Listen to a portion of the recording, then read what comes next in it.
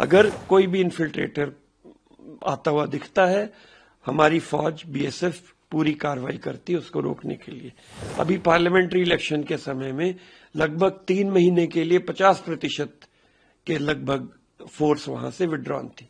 164 ऐसे विलेजेस हैं जो कि फेंस के पार हैं और बिल्कुल सीमा पर स्थित हैं, और उनमें से कई घर तो ऐसे हैं जिनके थ्रू सीमा पास होती है। सीमा प्रहरियों के पास में ऐसा कोई भी इक्विपमेंट नहीं है जिससे कि उनके आइडेंटिटी पेपर्स को वेरीफाई कर लिया जाए।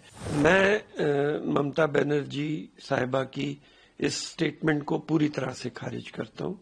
बीएसएफ अपना काम पूरी निष्ठा से कर रही है और वो कभी भी किसी भी इन्फिल्ट्रेटर को डेलिबरेटली अंदर आने के लिए एनकरेज नहीं करती, ना आने देती है। अगर कोई भी इन्फिल्ट्रेटर आता हुआ दिखता है, हमारी फौज बीएसएफ पूरी कार्रवाई करती है उसको रोकने के लिए। इन्फिल्ट्रेशन, इलीगल इन्फिल्ट्रेशन के कई कारण दूसरे हैं। जैसा पहला कारण ये है कि कई दफा सीमाओं पर विजिल बहुत कमजोर हो जाती, खास तौर पे इलेक्शन के समय में।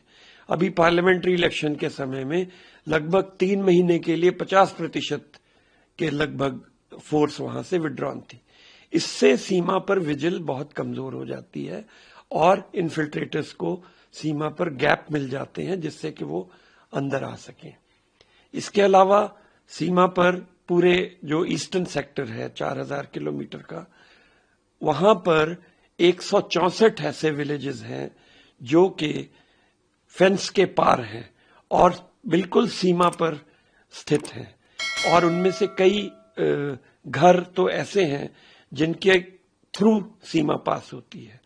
तो ऐसे में बांग्लादेशी नेशनल्स के लिए बहुत आसान हो जाता है कि वो वहां पर आकर रहें और अपने उनके पास में नकली इंडियन आइडेंटिटी पेपर्स तैयार टाउट्स द्वारा करके दे दिए जाते हैं, और जब वो सीमा से फेंस से क्रॉस करने की कोशिश करते हैं तो सीमा प्रहरियों के पास में ऐसा कोई भी इक्विपमेंट नहीं है जिससे कि उनके आइडेंटिटी पेपर्स को वेरीफाई कर लिया जाए।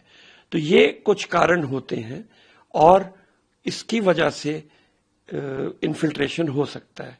इसलिए जरूरी है कि सीमा प्रहरियों को आइडेंटिटी पेपर्स आइडेंटिफाई करने के लिए, उनकी जेन्युइननेस आइडेंटिफाई करने के लिए कुछ ऐसा इक्विपमेंट दिया जाए जिससे कि वो बांग्लादेशी और भारतीय नेशनल्स की पहचान कर सकें और इलीगल एंट्री को रोक सकें।